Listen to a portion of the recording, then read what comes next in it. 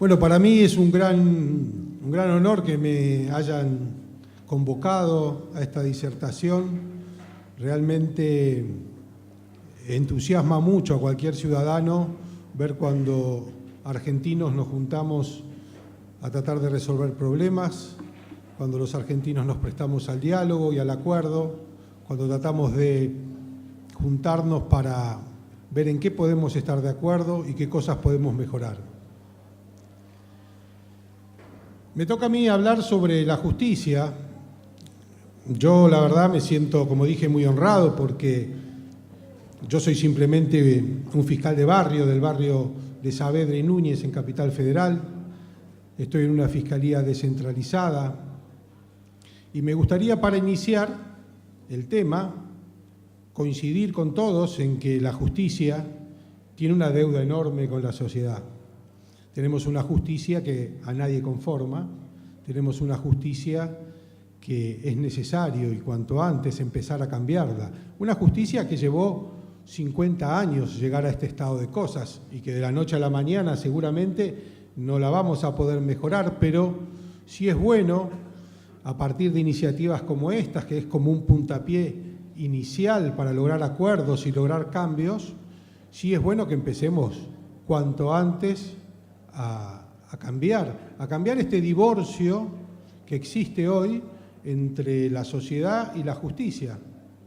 Por supuesto que en los últimos tiempos, hablaría de los últimos 2 años, hubo casos y personajes de la justicia que se enfrentaron de alguna manera al enorme poder del oficialismo y trataron de hacer las cosas lo mejor posible.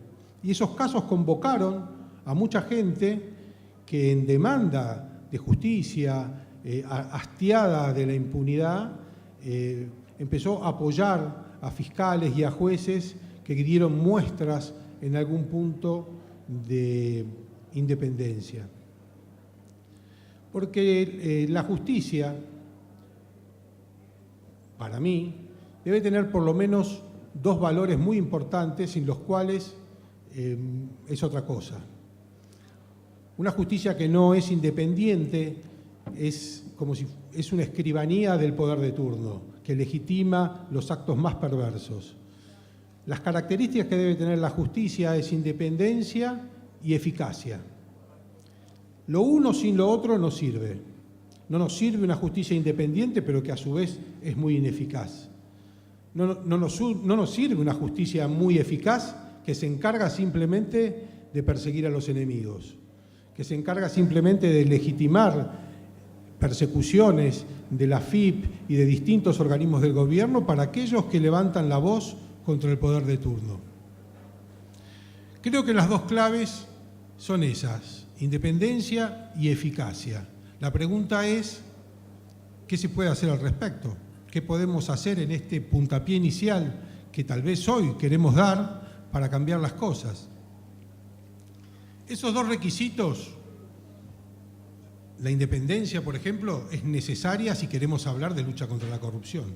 La lucha contra la corrupción es donde la justicia, el Poder Judicial, el Ministerio Público Fiscal cobra un papel protagónico. ¿Protagónico por qué? Y porque es muy difícil que a través de las agencias del Estado se promuevan causas para investigar corrupción estatal. No va a pasar nunca, nunca va a pasar que el propio Estado se investigue a sí mismo, nunca va a pasar que funcionarios del Poder Ejecutivo promuevan investigaciones contra sus pares o contra sus superiores, mucho menos. La única esperanza es que se inicien causas de oficio a través de la justicia, que se reciban denuncias, que se recoja el trabajo que hacen muchas veces las organizaciones no gubernamentales. Y en materia de lo que es la inseguridad o la lucha contra el narcotráfico, la justicia ahí tiene un papel importantísimo, sí, pero más subordinado, más subsidiario al trabajo que les trae el Poder Ejecutivo a través de sus fuerzas de seguridad, a través de sus policías.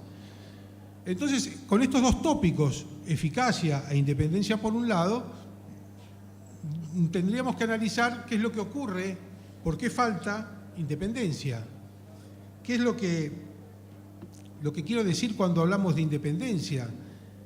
La falta de independencia genera inestabilidad normalmente en el magistrado, y esa inestabilidad en el sistema actual tiene unas cuantas causas que todos conocen. Lo primero que ocurre, y acá voy a contar un poco mi caso particular, y que le pasa a un montón de fiscales. Cuando yo empiezo una investigación que después resultó conocida por todos y que se llamó el caso Báez, parte de la investigación yo la tenía en una de las fiscalías que subrogaba, o sea, no era mi fiscalía, era una fiscalía en la cual, como está vacante, se la dan a un fiscal para que subrogue, que firme en lugar del fiscal vacante. Que eso pasa todo el tiempo, todos saben que hay un montón de juzgados vacantes, un montón de fiscalías vacantes, y al magistrado, al fiscal honesto que vive de su sueldo, subrogar una fiscalía es el día y la noche, es pasar casi de pobre a tener una mejor situación económica. ¿Qué ocurre cuando en ese sistema de subrogancias, que es discrecional de la Procuradora General de la Nación, ella decide a quién le da y a quién no le da? ¿Qué pasa cuando a un fiscal le toca un caso que compromete al poder en esa fiscalía que subroga? Lo más probable, lo que ocurre a menudo, es que el fiscal diga, uy, acá pierdo la subrogancia. Yo dije, acá pierdo la subrogancia, y la subrogancia, al poco tiempo, cuando salió a la luz mi investigación, la Procuradora General de la Nación, de un decreto, me quitó esa fiscalía. Ese fue uno de los primeros embates a los cuales, si bien la independencia y la decisión de avanzar es un factor humano propio de cada magistrado, lo cierto es que circunstancias como esa discrecionalidad que tiene el poder para quitarle a uno el lugar donde está haciendo un trabajo es algo que nos debe preocupar y que sería necesario transparentar. Otro tema interesante que por ahí los ciudadanos comunes no saben cómo llega alguien a ser fiscal, hoy en día por lo menos, qué es lo necesario además de ser abogados para ser fiscal. Y acá tenemos un sistema de concursos que en la formalidad está muy bien, pero que en el fondo subyace un montón de cuestiones como que algunos postulantes que son más afines al gobierno de turno tienen normalmente acceso a la información de los temas que se van a tratar en ese concurso. Ha habido denuncias penales, ha habido concursos que se anularon porque algún participante se lo descubrió con la prueba ya hecha. Ese sistema de concursos, por lo menos en lo que tiene que ver con los fiscales, trae aparejado también esa cierta inestabilidad para el que llega a ser fiscal después de haberse comprometido y aceptado el favor de muchos. Y entonces vemos también que esa inestabilidad que provoca y que resta independencia a un magistrado se presenta también con el sistema que hay hoy para remover a un magistrado, para remover a un fiscal. El sistema que hay hoy para remover a un fiscal es exactamente igual y rigen las mismas normas y está la misma gente que estaba el día del mes de diciembre que me suspendieron a mí. Mi caso, que por ahí muchos de ustedes pudieron seguirlo, desnudó de alguna manera la fragilidad de este sistema y demostró cómo entre gallos y medianoche, de un día para el otro, en un tiempo récord, se pudo lograr la suspensión de un fiscal que estaba investigando. ¿Y la acusación cuál era? Investigar. Eso que ocurrió en el mes de diciembre y que me tuvo a mí 8 meses fuera de mi despacho de fiscal, hoy mismo puede ocurrir con cualquier otro fiscal cuyo apellido por ahí ustedes no conocen y que no tuvo de alguna manera la suerte que tuve yo de que mi caso llegara a todos los hogares, gracias a los periodistas, gracias al apoyo de la gente y gracias a las movilizaciones que hubo, permitieron que en esta ocasión, y creo que tal vez es la única a lo largo de estos últimos 12 años, en la cual el gobierno tuvo que dar marcha atrás cuando había puesto en su mira, cuando había puesto el objetivo a un fiscal que lo puso frente a un jury, a un tribunal de enjuiciamiento, que más que tribunal de enjuiciamiento era un pelotón de fusilamiento. La actitud de la gente, la movilización de la gente, el trabajo de los periodistas que pusieron el tema al alcance de todos, permitieron que se discuta en muchos programas la cuestión, frenaron de alguna manera y dotaron de transparencia aquello que pretendían hacer a puertas cerradas. Ustedes fíjense que cualquier fiscal que quiere trabajar de una manera independiente se enfrenta a la posibilidad de que lo sometan a un consejo evaluador que está formado justamente por las mismas personas que estaban en el consejo evaluador, son las mismas que están en los jurados de los concursos de fiscales. Cuando uno mira, dice, pero estos son los mismos que me están juzgando a mí, y son los que evalúan a los fiscales que van a ser nombrados, y son los mismos que están encargados de la acusación en un tribunal de enjuiciamiento. Todos esos fiscales que pertenecen normalmente, y que uno dice, pero ¿qué? Están los de justicia legítima por todos lados, los nombres se repiten de una manera tal que a cualquier fiscal que pretende hacer su trabajo le puede llegar en su ánimo a restar esa independencia por la inestabilidad que le genera a su fuente de ingresos y a su trabajo.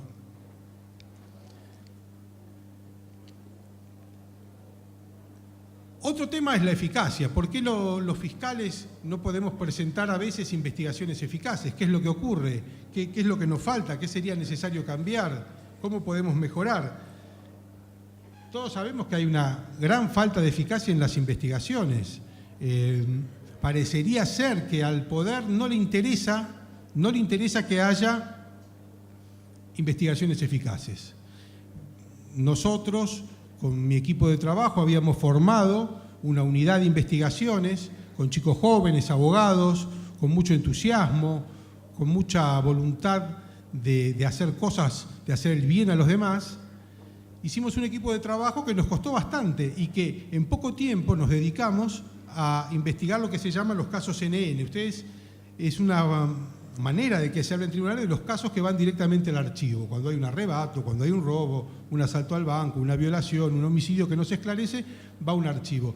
Nosotros con este equipo de trabajo logramos en muy poco tiempo desarchivar más de 1000 casos y esclarecerlos. No era ninguna ciencia, era simplemente dedicarle horas y hacer las cosas con una vocación, sabiendo que se iba a llegar a un objetivo que es el darle una respuesta a las víctimas de los delitos.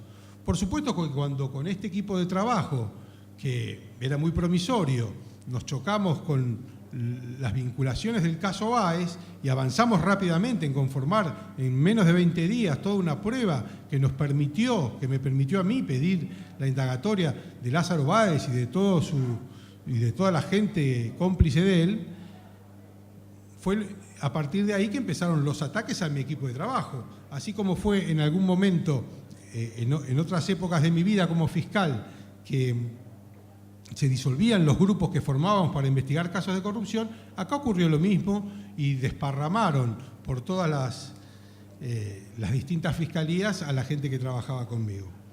Me parece que privilegiar la formación de investigadores es una de las deudas que tenemos.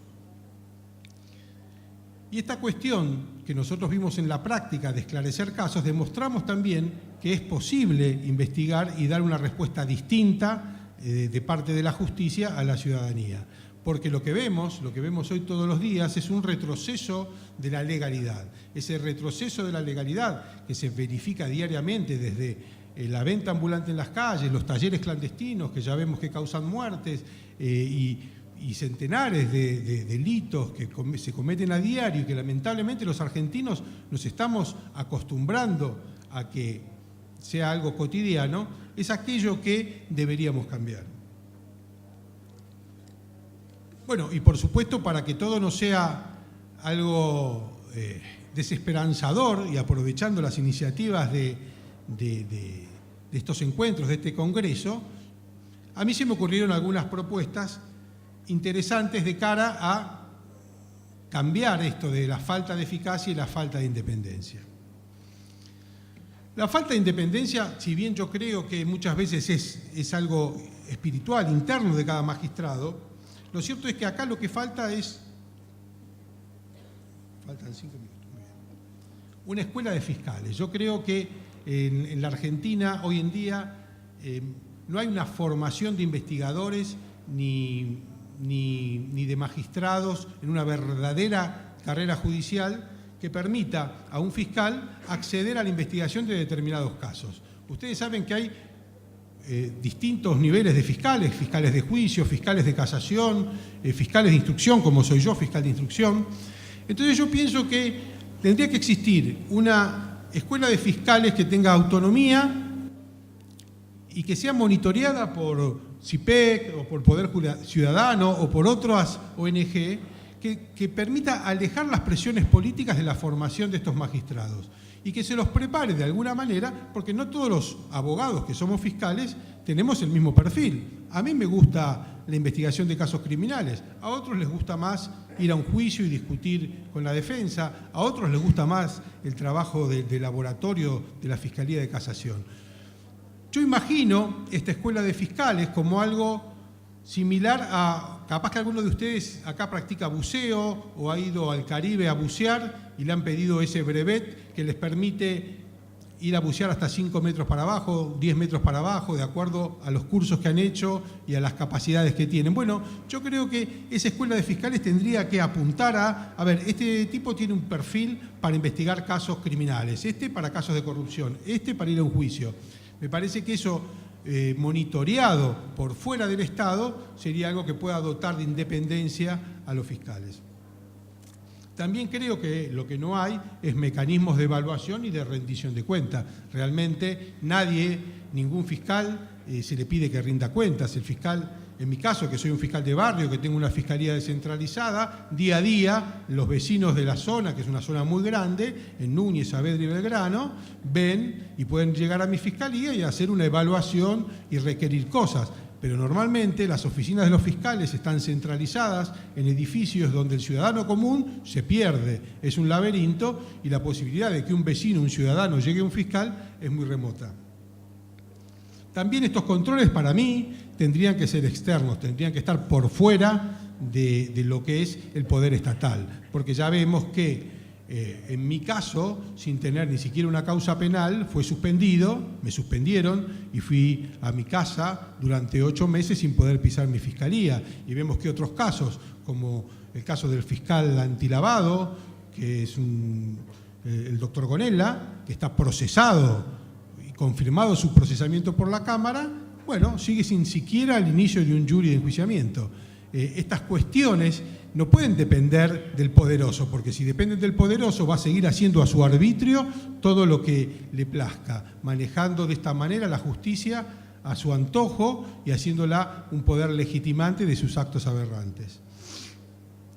Creo yo que también la descentralización de las fiscalías, por lo menos en la ciudad de Buenos Aires, es algo que sirve para enfrentarse a las organizaciones criminales y a las bandas policiales que muchas veces existen y que nos permitieron a nosotros en la Fiscalía de Saavedra hacer investigaciones sobre la propia Policía Federal y llevar a la cárcel a comisarios, subcomisarios, brigadas corruptas.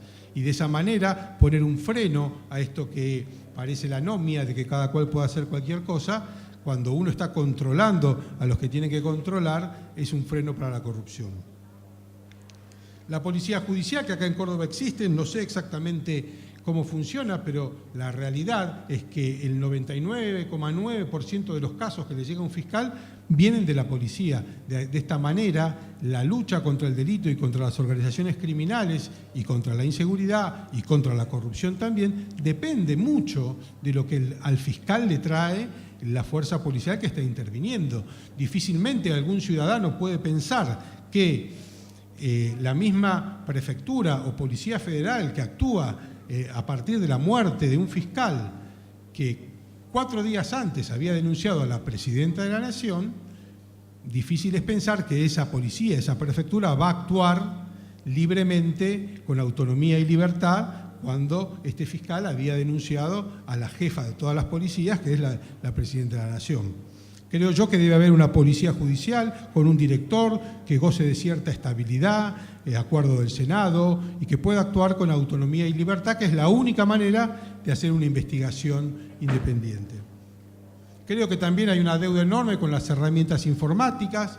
Nosotros con nuestra Secretaría de Investigaciones Penales, hoy disuelta, pretendimos unificar los sistemas informáticos de la Policía Federal con los del Ministerio Público Fiscal para que cuando un sospechoso era identificado y tenía algún signo particular, como ser un tatuaje, rápidamente, online, se pudiera saber cuál de todos los casos archivados había sido cometido por un sujeto de estas características. Eso es posible hacerlo, por supuesto, cuando se disuelve la Secretaría de Investigaciones Penales que yo tenía, quedó en la nada, pero es algo que hoy, con los avances informáticos, sería muy fácil de resolver y esa enorme cantidad de casos que son archivados y que quedan impunes podrían llegar a juicios y tal vez a condenas de sospechosos. Pero finalmente, creo yo que está el factor humano.